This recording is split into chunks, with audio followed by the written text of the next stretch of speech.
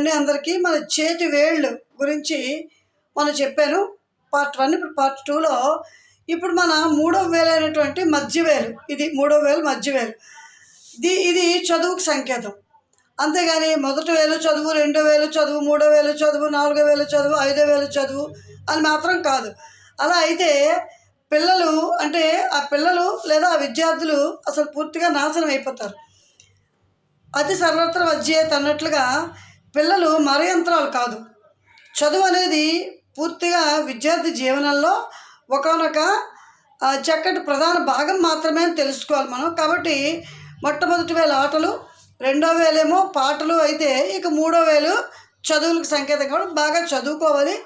పెద్ద అవుతున్న కొద్దీ చదువులో ఒక ప్రత్యేకతను సంపాదించాలి.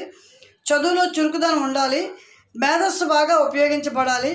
మనసు అనేది ఏకాగ్రతతో పాటు శారీరక దారుఢ్యం కూడా ఎంతైనా అవసరం. అలాగే ఇక తర్వాత 4వ వేలు అయినటువంటి చూపుడు వేలు, ఇది పనులకు సంకేతం.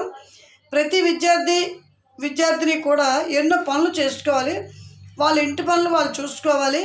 వాళ్ళ తల్లిదండ్రులకు కూడా వాళ్ళను కూడా వీళ్ళు సేవించాలి. ఇంటి పనులన్నీ చేసి మరి స్కూల్కి కానీ కాలేజీకి కానీ రావాలి. ఇంటి పనులన్నీ చాలా ముఖ్యం. ఇంటి పనులు అనేవి కూడా చాలా ముఖ్యం. కాబట్టి ఈ 4వ వేలు అనేది పనులకి సూచన. ఇక నెక్స్ట్ ఎపిసోడ్లో ఈ థంబ్ ఫింగర్ గురించి